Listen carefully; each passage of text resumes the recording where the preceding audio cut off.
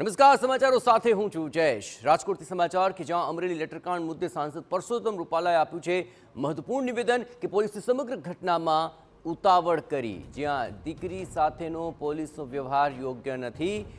એસપીએ committee બનાવી તે યોગ્ય કાર્યવાહી કરશે તેવી આશા છે। કોંગ્રેસ જો કે ઘટનાને અલગ દિશામાં લઈ જઈ રહી હોવાનો પણ તેમણે આક્ષેપ લગાવ્યો। હાલ નનામી લેટર વાયરલ કરવાનો રોગ ફેલાયો હોવાનું પણ તેમણે નિવેદન આપ્યું।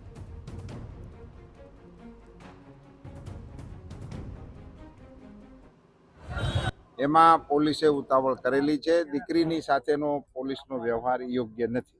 સાહેબ, હવે રાજકારણ થઈ રહ્યું છે આખું, કારણ કે કોંગ્રેસ હવે ધરણા કરે છે। એ તો એ વિપક્ષ માટે એમનું કામ છે, એ કરે, એ અલગ વિષય છે। પણ આખા એ પ્રકરણને બે દ્રષ્ટિએ જોવાની આવશ્યકતા હતી। એને બદલે એને એક તરફ લઈ જવા માટેનો પ્રયાસ થઈ રહ્યો છે, તે યોગ્ય નથી।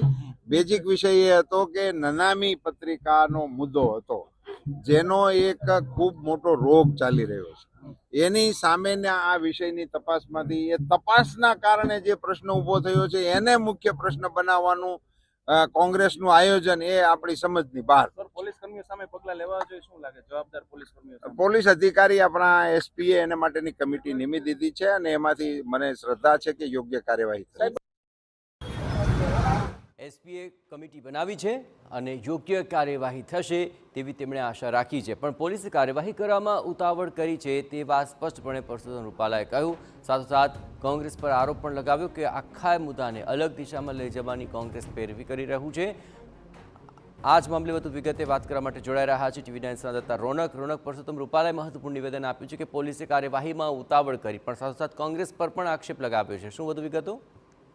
જી જયેશ, આજે રાજકોટ ખાતે આંતરરાષ્ટ્રીય પતંગ મહોત્સવનું ઉદ્ઘાટન હતું ને તે ઉદ્ઘાટન છે તે પરસોત્તમ રૂપાલાના હસ્તે કરવામાં આવ્યું હતું ને પરસોત્તમ રૂપાલાએ આ કાર્યક્રમ દરમિયાન મીડિયા સાથે પણ વાતચીત કરી હતી ને તેમાં અમરેલીની જે ઘટના છે તે અત્યારે રાજ્યભરમાં ચર્ચાસ્પદ છે। પાયલ ગોટીની જે ઘટના તે મામલે પણ તેમણે નિવેદન આપ્યું હતું। આ પહેલા તેમનો વિડીયો છે તેમનો ઓડિયો છે તે વાયરલ થયો હતો ને તેમાં એક જે નાગરિક છે તે તેમના પર સવાલો છે તે કરી રહ્યા હતા ને આ અંગે જ પરસોત્તમ રૂપાલાએ આજે મીડિયા સાથે વાતચીત કરી હતી। તેમાં સ્પષ્ટ રીતે તેમણે સ્વીકાર કર્યો હતો કે પોલીસ દ્વારા સમગ્ર ઘટનામાં ઉતાવળ કરવામાં આવી છે, એટલે કે જે સરઘસ પાયલ ગોટીનું કાઢવામાં આવ્યું હતું તેમાં પોલીસ દ્વારા પોલીસની કામગીરી છે તે યોગ્ય નહોતી તેવું પરસોત્તમ રૂપાલા દ્વારા સ્વીકાર કરવામાં આવ્યું છે ને તેમણે હવે આશા વ્યક્ત કરી છે કે એસપી દ્વારા જે એસઆઈટી બનાવવામાં આવી છે આ અંગે તે યોગ્ય કાર્યવાહી કરશે ને જે જવાબદાર પોલીસ કર્મીઓ છે તેમની સામે પણ કાર્યવાહી છે તે કરવામાં આવશે। આ સિવાય પરસોત્તમ રૂપાલાને અમરેલીમાં જૂથવાદ અંગે પણ સવાલો કરવામાં આવ્યા હતા ને આ અંગે પરસોત્તમ રૂપાલાએ સ્પષ્ટપણે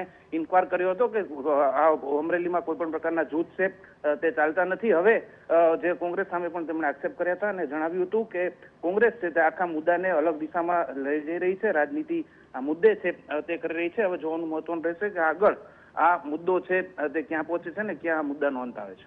જી આભાર રોનક। તમામ ગતિવિધિઓ પર આપ નજર રાખતા રહેજો। હવે જોવાનું રહેશે કે એસપીની કમિટી શું કાર્યવાહી કરે છે અને આ નિવેદનને લઈને આગામી દિવસોમાં શું ફરક પડે છે।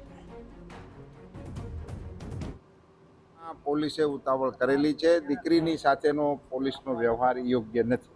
સાહેબ, હવે રાજકારણ થઈ રહ્યું છે આખું, કારણ કે કોંગ્રેસ હવે ધરણા કરે છે। એ તો એ વિપક્ષ માટે એમનું કામ છે, એ કરે, એ અલગ વિષય છે। પણ આખા એ પ્રકરણને બે દ્રષ્ટિએ જોવાની આવશ્યકતા હતી। એને બદલે એને એક તરફ લઈ જવા માટેનો પ્રયાસ થઈ રહ્યો છે, તે યોગ્ય નથી। બેઝિક વિષય એ હતો કે નનામી પત્રિકાનો મુદ્દો હતો, જેનો એક ખૂબ મોટો રોગ ચાલી રહ્યો છે। એની સામેના આ વિષયની તપાસમાંથી એ તપાસના કારણે જે પ્રશ્ન ઊભો થયો છે એને મુખ્ય પ્રશ્ન બનાવવાનું કોંગ્રેસનું આયોજન એ આપણી સમજની બહાર। પોલીસ કર્મીઓ સામે પગલા લેવા જોઈએ, શું લાગે જવાબદાર પોલીસ કર્મીઓ? પોલીસ અધિકારી આપણા એસપીએ એને માટેની કમિટી નિમી દીધી છે અને એમાંથી મને શ્રદ્ધા છે કે યોગ્ય કાર્યવાહી